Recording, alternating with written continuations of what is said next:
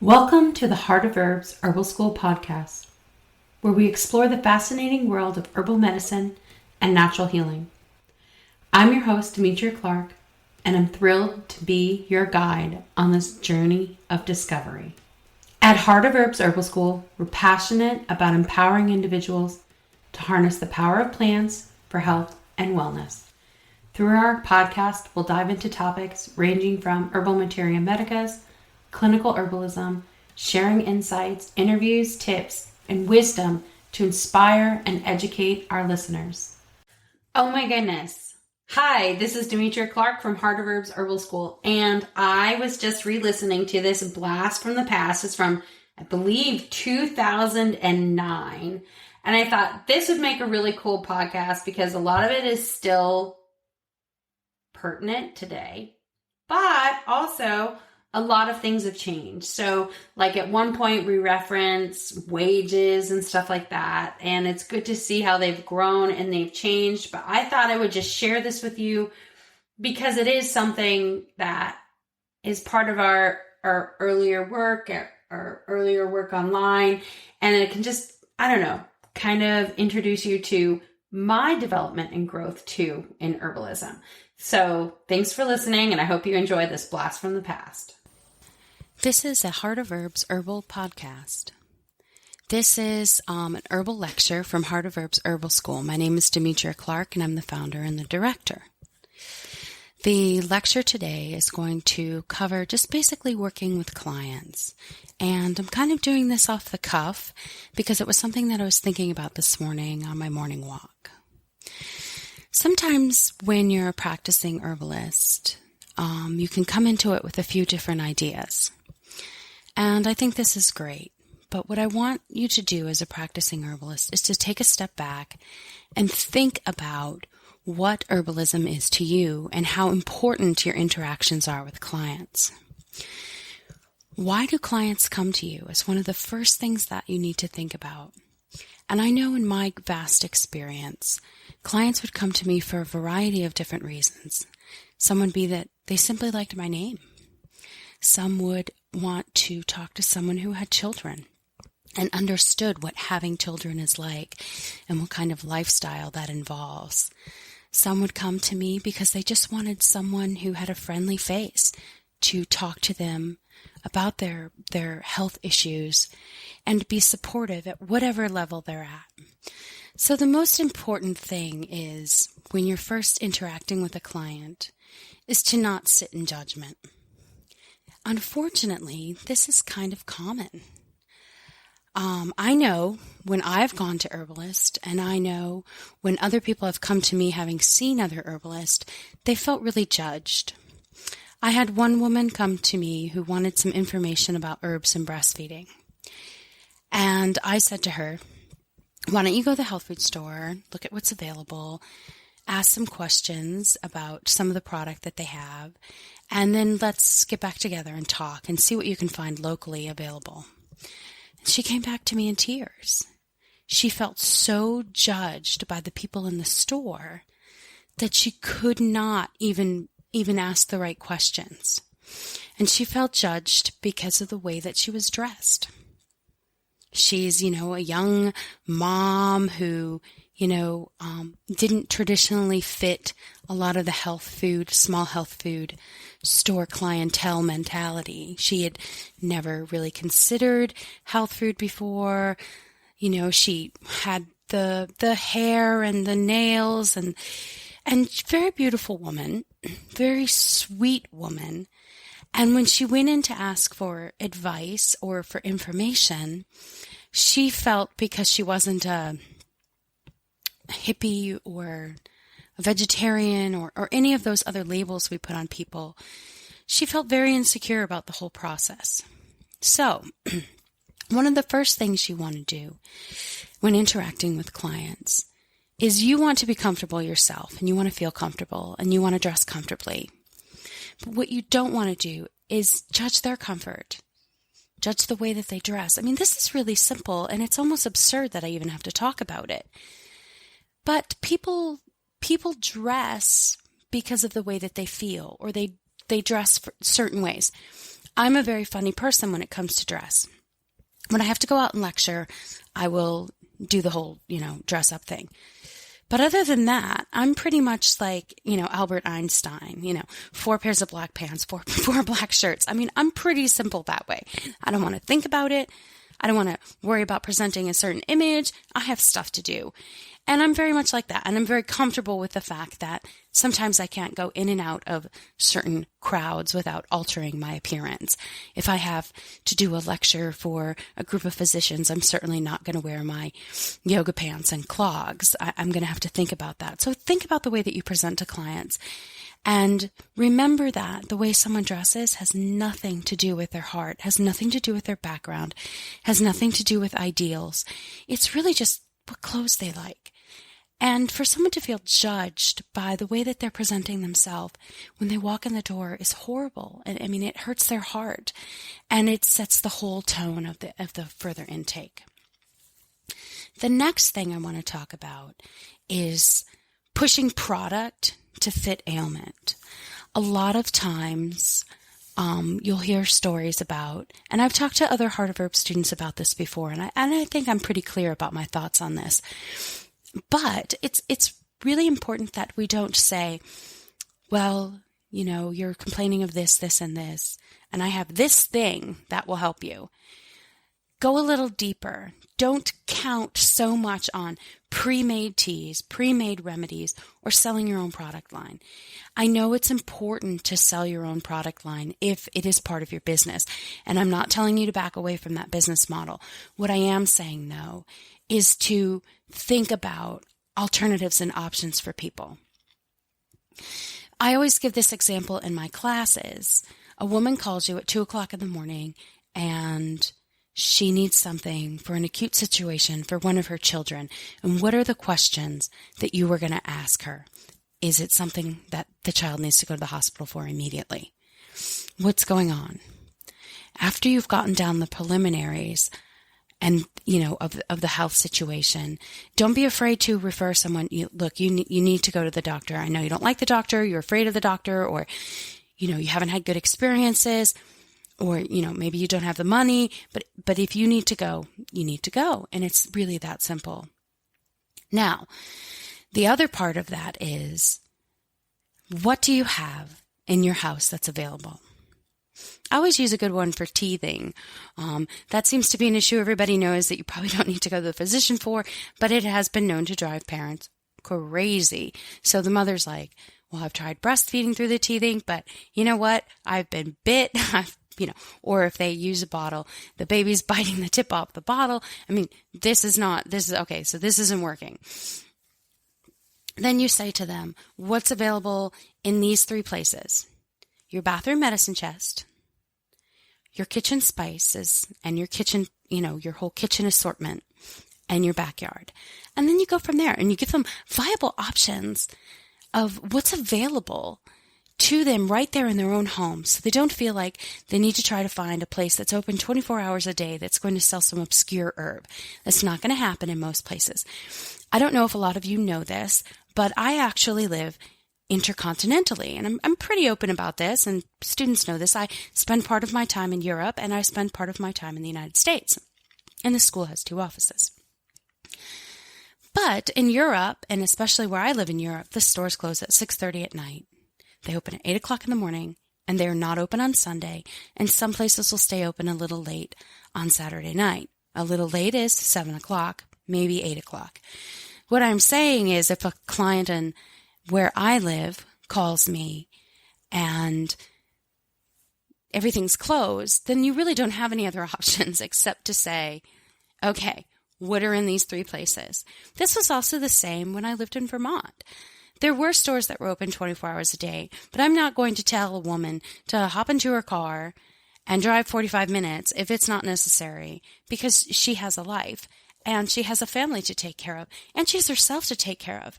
Or the road conditions could prohibit this kind of movement. Anything could. The fact that her husband works a shift and he's got the car, or, the wife works a shift and she's got the car. So really think about the real practicalities of someone's life when they come in and sit down in front of you. Find out about their life. Now, I'm not saying that you need to become their best friend. I'm not saying that you need to, never give them any solution that requires them leaving the home. But what I am saying is really be aware of where they're at in their life. So once you have that, you can talk to people about what's available in their home. So you can say, well, you can do this or you can do that, and you can try to be really helpful. And you can also tell them things that they can use in their home and make for a later date. So it's really important to understand where people are at. And often, practitioners of all sorts can kind of get involved in what their whole world revolves around. And a commitment to something for them may be different than a commitment to someone else as far as finding a viable solution. So I think that's really important, just to try to see things from the client perspective. I also think it's important to have a really detailed intake. Now, your intake will have to deal with what your skills are. If you're purely an herbalist with no other medical background or anatomy and physiology training or drug interactions training, you need to look at how to strengthen your strengths. If you use Reiki or crystal therapy or aromatherapy as another therapy, then you can talk to people combining those things from what your other strengths are. Now, I'm pretty fortunate. I have a pretty vast background in a few different modalities because I am a nerd and I'm always in college, and I've literally been in college for 13 years, taking different classes of things that I think will help me. And I think that's really important. And I always joke with Heart of Herbs students who come for apprenticeship programs that, basically I'm working to pay for myself to keep going to school. And I think they probably think I'm a little nuts, but when they get to know me a little bit better and I'm talking about having to do a final for a master's thesis and blah, blah, blah, they get it. And they're like, oh, okay, she really is a nerd. And I'm perfectly comfortable with that, just in case you were wondering. The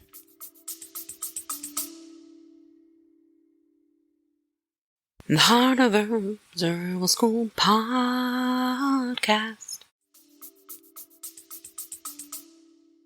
So really, and the great thing is that there are free classes available or very inexpensive classes. I know a lot of students have come to me because of what their other field was. So they were EMTs and they wanted to learn more about herbs, or they were nurses or doctors, or they were accountants who were dealing with, stress, and they wanted, so kind of, look at, if you're an accountant and an herbalist, the effects money can have on people as far as stress, and, really look at that. So maybe if you're working with a client who is $30,000 or $40,000 in debt, you can maybe give them some perspective that maybe someone who isn't used to working with money would be able to understand. And that can be something of value that you can do. So, really think about the different places that you've come from. And don't assume you're an expert on everything that you've ever done. You can say, well, I've read this, or, I've heard this before. We can look it up together, or you can look it up at home, or I can email you some resources. Really try to assist people in coming to a wholer health way of thinking without shoving your dogma down their throat, because nobody likes to be preached to. It hurts their feelings. It makes them feel bad. I don't like it. I don't like it when, my mechanic's looking at me like I'm nuts because I'm not the greatest when it comes to car maintenance. I don't like feeling like I don't know something. But in reality, I don't know much about cars, especially the new ones. They're all run on computers. I can work a computer at home, but don't ask me how to work one on my dashboard. So, it's very much that you need to really see your client's perspective and try to understand that perspective. Another thing I wanted to talk to you about, and it's something that sometimes is a hard issue to talk about. Maybe I'm a hard ass, I don't know. But I tend to not make clients friends. And I'm pretty clear with people that I'm a professional, it's a conflict of interest. And I remember meeting a woman who was a client, and we got along really well, and I knew that we would be friends. But I had to say to her, okay, our working relationship's kind of over, and, you call me and we chat, and, we're starting to hang out. And I need to know if you want me as your herbalist or your friend. Now, that doesn't mean that there isn't any crossover, but what I needed to be really clear in my head is that we were going to be friends. And, so basically I was like, look, do you want me to be your friend or do you want me to be your herbalist? Because we need to decide right now so there isn't any conflict of interest. There isn't any uncomfortable overlap. There isn't any feeling of a letdown if I am unable to assist you. Because I still charge my friends. Okay. There isn't this whole like, you're my friend now, there's a freebie. And it was hysterical because she started laughing so hard. She said, nobody's ever said that to me. And I said, the thing is that it's really important that we're clear about this. And we decided to be friends. And occasionally, if there's something that comes up with her kid, I help her as a girlfriend who happens to be an herbalist. But she's no longer my client. Now, of course, you don't have to be as drastic as that. I've never had an issue with getting clients or having clients. So maybe if your client pool is a little bit smaller or you're not as well known in your community, you may not want to be like that. But there is a great difference for me between a friend and a client. Friends I let into my life, clients I don't. I don't feel that it's anyone's business to know all about my family, but my friends are welcome into my home and my world. So there needs to be a real clarity inside of you about what's important with your practice. Personally, I used to teach in my home, and my children came to me one day and they said, Mommy, I'm just tired of all these crazy ladies coming over and they're all hugging on me, and I don't like it. And I said, you know what? That's a real valid point. I would not have liked it if, a few days a month, this horde of people came to, be with my mom and do stuff with my mom. But if I walked into the room, they wanted to touch me or talk to me or see how I was doing, because there was the thought that instantly, because they were in my home, there's access to my family. So that's something that you need to think about. I recently had a student actually call because of an issue with a student of hers. And I really felt for her because I understood what it's like to bring people into your home. And really, you have no way of knowing who you're bringing into your home. So make sure that you have good boundaries with clients. They can't just show up, or they're not invited to dinner. If your practice is in your house and your husband or wife is in the kitchen making dinner, it's not, this is two separate things, and you're not instantly invited to participate in our family dinner. Don't show up uninvited. I have had so many people show up at my house on a Saturday or Sunday because they want to hang out, and I have no idea who they are. And they'll be like, oh, I'm one of your students, or, oh, I read one of your articles, or, oh, I read, this book that you, in this back of this book, it said that you blah, blah, blah. I just thought I would drop by. And, that was really kind of, weird. I've also had people, I was in Boston once with my family, and someone was like, rolled down their window, and they were like, oh my God, Demetria, I absolutely love you. I'm going to pull over my car so we can talk. And my kids were freaked out. They were just scared.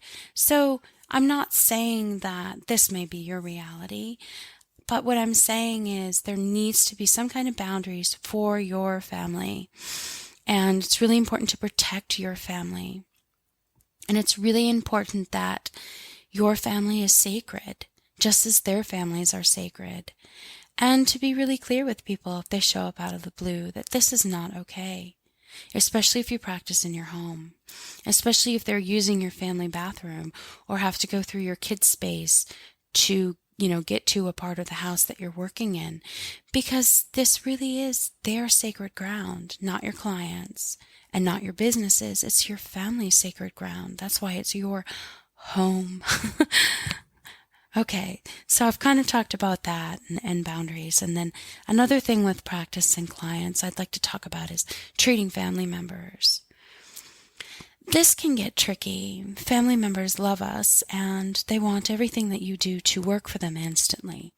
So sometimes it can be hard, and sometimes you just have to, I mean, I always have people, oh, what can I do with it? What can I do with that? And I know that, 6 months ago they asked me about the same thing and they didn't make any changes. So, basically, I mean, there's words used for people like me, right? But, I'm basically like, look, we've talked about this before. This is my time at a big family event to hang out. You can call me. You can make an appointment. This isn't the first time we've talked about this. You didn't implement anything that I suggested before. So why are we having this conversation again? And at first, I could tell someone's feelings were hurt, but now they just know better that, if they're not going to implement the changes and if they're not going to respect my time because I'm their niece or their cousin or their aunt, that, they know what the answer is that they're going to get from me. And basically it says this family sacred time, and because I feel very strongly about family and I feel very strongly about supporting my family. And, I will help anyone in my family if they ever ask me. I mean, I have no problem with that whatsoever. And you know what? To be 100% honest, I'm sure many of them have gotten advice that they didn't really want from me. Very much unsolicited advice from the big mouth in the corner. And, I understand that. And I understand that people need to be heard. But there are times when you have a family member that, may always be asking you something that you need to put your foot down to preserve some of the stuff that's important to you when you get together with family. Often family members will want to ask you about friends of theirs so they can go back to them and tell them, oh, I asked my blah, blah, blah, and she's blah, blah, blah. But that's kind of a tricky situation. And so maybe I would, say, well, why don't you have them call me? It's not really good to get health information second or third or fourth hand. Aunt Edna has a friend who has a sister who has a cyst. I mean, I have no idea where to go with that. I'm like, well, where is it? Oh, I don't know, So really kind of, think about these things and these kind of situations as your practice develops. Now, Another important thing about having a practice is to have some kind of safe, comfortable place to meet with your clients. I'm not saying that you need to have a separate office building.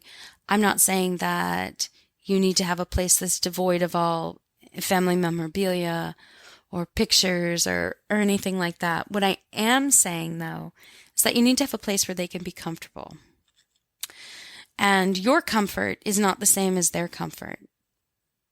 If you have a man come in who's, 6'6", 350 pounds, he may not want to sit on some little kitchen chair. He may not feel comfortable in that chair. Or someone whose knees really hurt may not want a really low cushion on the ground. So really kind of thinking about having different seating options available. And having, a space where they can come in and they choose where to sit. As a practitioner, you can, I've done intakes on birth balls, sofas, backwards kitchen chairs, folding chairs, whatever it took, because I'm the one who's supposed to be flexible. I'm the one who's supposed to be able to support them in the way that they need to be supported. And so thinking about that kind of stuff, is this person going to be able to access my house? They're in a wheelchair, or they use a cane, or I know she just had a hip operation. Thinking about those kinds of things. Personally, I don't go and do intakes at other people's houses. I'm not comfortable with that because, I like having access to all the stuff that I need to assist them fully, but it's also a safety issue. But I have met with clients in other kinds of spaces, church meeting room, or, if they were unable to come to me. Occasionally, I don't, as a rule, go to people's homes, but occasionally if I know someone is housebound, I'm willing to do that. But I mean, really kind of having this kind of comfortable space for people to come into that isn't too one way or the other, just kind of neutral. And I mean, when I'm talking to someone, I don't want them thinking about, my wall hangings or, are those the pillows that she told me about that she got in Turkey? I don't want them thinking about those kinds of things. I want them thinking about themselves and focusing on themselves. Now, because this is getting up to about 24 minutes now, I think that I should probably bring it to a close. I shouldn't have them be too long, but there's another thing that I really wanted to talk about that I think is super important that comes with working with clients, and that is setting a fee. And this is probably one of the scariest parts of having a practice. Now, I've been on both sides of the fence with this, and my suggestion to you is to sit down and decide what an appropriate hourly wage is for your work. Now, this does not mean you try to make a week's wages off of one client. You only have one client a week. That's ridiculous. That is then a part-time job, and you need to be more rational and realistic about that. Some people employ a sliding scale. I don't. I have in the past. I no longer do. One of the reasons for that is I felt taken advantage of. I feel that people need to make a choice about what's important. And if coming to me and seeing me in, their Mercedes-Benz SUV with their, $200, winter boots and, all this other stuff, but they want to pay me the lowest part on the sliding scale because they don't have any money, that's a fallacy. And that really annoys me. So I decided not to offer it anymore because I felt that a lot of the people who maybe could have used a sliding scale really put more value on what I did, and they tried their hardest to come up with the top amount they could afford. And then I felt other people really took advantage of it. And then I said, forget it. I'm not doing this anymore. I don't want to work for people who do not value me, period. If you don't value me, don't walk in the door. Otherwise, this is a waste of both of our times. And I know it may sound really kind of harsh. I have no problem with sounding harsh about these kinds of things because this is true. This is a reality of practice, and you need to be really clear. Now, I'm very fortunate because then I can say to myself, you know what? I know these people don't really have a lot of money. So I'm going to say, well, today's fee is only this because I really want you to blah, blah, blah. Or, I knew a woman who would put in, 5 hours a week volunteering at the animal shelter. She really didn't have a lot of money. She really loved animals. And I knew she really couldn't afford to pay me. And she was getting her wallet out. And I said, you know what would be great is how much do you value yourself an hour? And I think she thought it was a trick question. And she said, I don't know. I make, $7 an hour working at blah, blah, blah. And I said, okay, so how about today's fee would have been $70.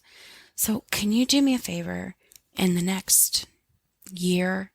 Can you put in 3 extra hours at the animal shelter at $20 an hour? And let's just do this in trade because you know what? I can't do that. And that's something that I'd feel really good about. And of course she was, oh yes, of course, I think that's wonderful. And, she even brought me her little volunteer log to show me because it was important to her to know, for me to know that she did fulfill her end of the bargain. Now I don't always do stuff like that. I usually don't barter. I've had people offer me, eggs every day for a month or something like that. And I'm like, there's no way I can eat this many eggs. And I'm not really interested in that as a barter. We, as a rule, as a family, we don't eat a lot of animal product. And she got really mad because she felt that I didn't value her barter, or because it was a barter, I should automatically accept.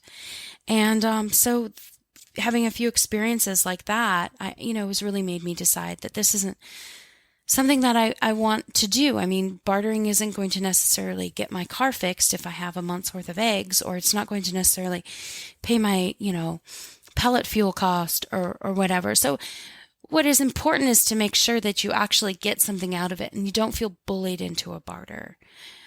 Because sometimes that happens. And I talk to lots of practitioners who say, yeah, they bartered and I didn't really, and I'm like, why are you doing this to yourself? This isn't something that you need to do to yourself. So come up with a fee structure. Come up with an amount of money you feel comfortable at. I think that every herbalist should charge around $20 an hour as a baseline. Now, if you're doing an initial intake, you should have a set price for that. If they're coming in for follow-up, then they pay $20 to $50 for that follow-up appointment. I think it's very simple. Because what is not included in that time that's face-to-face is the lookup time and the paperwork. And so, try to be fair. If paperwork only takes you 20, 30 minutes, then, don't charge them the full hour. But, kind of come up with mentally this fee structure that says, on average, I do this. And then go from there. I think that if an herbalist was able to work 40 hours a week at $20 an hour, that's $40,000 a year. And that's a pretty decent salary for an herbalist. So I think that if you can come up with some kind of honest work assessment, of course, if you feel in your normal life you're worth more than $20 an hour, then, and you have the client base to support that, I think you should go for it 100%.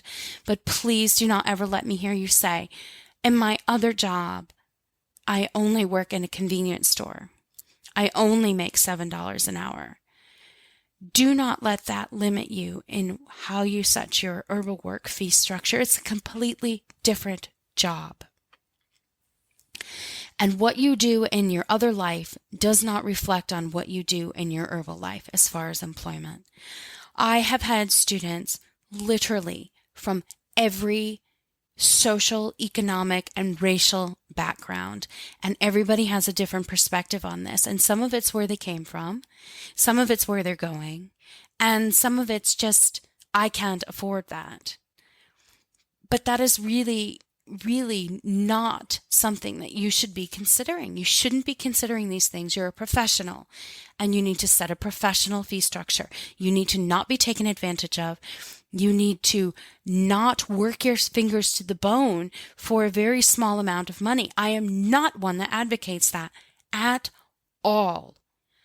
I really strongly believe when it comes to setting a fee, you need to say, I am taking myself from my family, from other gainful employment potentially. I need to be able to do this with this money and come up with a way that works for you. I always say to people when they want me to come and lecture someplace or whatever, I always say to them, I'm not cheap. You're taking me away from my family. I've got travel costs. This is not going to be some, we're going to pay her $30 for the day and she's going to provide all the other costs. I just don't even consider those options anymore. At one point it was important to help advance my career, but at this point, there are too many other things in my life that I love and enjoy for them to suffer because I am doing herbal work. So really, think about that and think about, I was recently talking to a woman who was setting up a school, and I was just flabbergasted at the amount of money that she was charging. And I said, you really need to talk to your family about this because you really need to reassess your value. Because this is valuable work. You are of value, 100%. And there's no reason why at the end of the day, if you do a weekend workshop or if you do an all-day class, that you're making $3 an hour after your expenses and your travel time. Please do not do that to yourself, because you know what that does? That takes from your family, and that makes your work a negative. It makes your family pay the price of your work. Whenever I would teach a weekend or a week-long event, you better believe I made sure that I had extra money for fun things for the kids and my husband to do. Money for takeaway if they needed to get takeout, one night for dinner. money for, my husband, he's two ways when it comes to cooking. I need something easy. We're having peanut butter and jellies for dinner, or he needs $150 to buy all these exotic things to try some new recipe that he read about. So I needed to, have something in the budget for, I have all this time alone with my kids. We're going to make, Indian or blah, blah, blah. And I want to do it authentic and get all the different kinds of rice and the different beans and the different veggies, and have some kind of thing, built in for that. I always, tell people that are going into teaching to make sure that if they're going to be gone to an event overnight, that they try to have something stashed aside so the family can do something special. When I first started out, I used to always joke with my husband, if all I want to be able to do is pay for, us to be able to go out to dinner once or twice a month as a couple. And then it was as a family. And then it became, I want to be able to afford to pay for my own car. I want to be able to do this, and I allowed my goals and aspirations to then blossom based on the realities of my practice. But what I didn't want is I didn't want my family to have to suffer through my job because they're losing access to me. And the thing is I know that if my husband goes out to work, I want him to be making the most he possibly can to be away from me. I'm that selfish. So I expect that my family wants the same from me. And I'm not saying you can't do this in an ethical way that is supportive of your community, but it also needs to be supportive of you. You can't become resentful. You can't try to gouge, a few of the rich clients so, you can feel like you're making enough money. I mean, people, and a lot of this I've heard in the herbal world and talked to people about. And, I've been doing this for about 20 years now. And believe me, I've talked to everyone out there. And, one of the things for me has always been, fortunately, I learned this lesson very early because the thing that wounded me the most was being away from my kids when they were little. And I said, I there's got to be an exchange for this. And, some people are really into bartering and some people are really into money is bad, but money is the currency of the day. And that's what you have to pay me in. Because that's what, you need money, unfortunately, money makes the world go round. And, having someone do something for you that you normally wouldn't have done is actually a deficit unless it's something that you wanted. So, if someone can make slipcovers for my sofa, I would love new slipcovers for my sofa, really putting something of value into my life, I can definitely, come to grips with. So really thinking about where you're coming at with money and monetary needs and how much money your family needs from you doing this job. Because, you really have to think about the exchange, and it's more than just a monetary exchange. It's an emotional exchange. It is payment for services rendered. It is, how you feel about yourself also. If you feel that you are draining from your family by doing your work, or I need to buy these supplies and it's coming from the family budget and not my business budget, that can hurt your soul. You don't want to feel like, all the kids need new soccer cleats and, they need new this and they need, but I really need this stuff so I can continue my work. That's hard. And I understand that. And believe me, I've made those same decisions. Or, come out with some new budgeting scheme and, shopped at the Dent Can store. I'm not too proud, but, really, assessing and evaluating these kinds of things. So you don't become a drain on your family. So your family really feels that they're behind your practice 100%. So anyways, we've talked about quite a few things. I had wanted to cut this shorter. It's going to be about 40 minutes, so I apologize if you've had to sit through this whole thing and listen to me.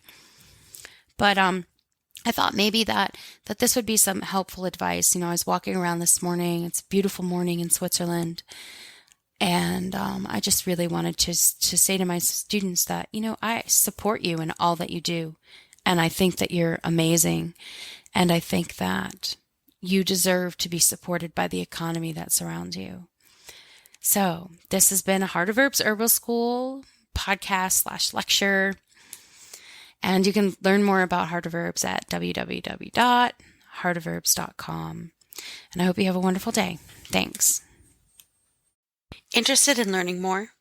Visit heartofherbs.com and enroll using coupon code PODCAST to save 20%. The content provided in this podcast is not intended to diagnose, treat, cure, or prevent any disease or medical condition. It's always recommended to consult a qualified healthcare professional before making any changes to your diet, lifestyle, or health regime, especially if you have an existing health condition. Any of the financial information and advice for starting or maintaining an herbal business is just that, information. It's not used to be a guideline on how you should run your business. Contact the appropriate professionals to help you to have a successful business.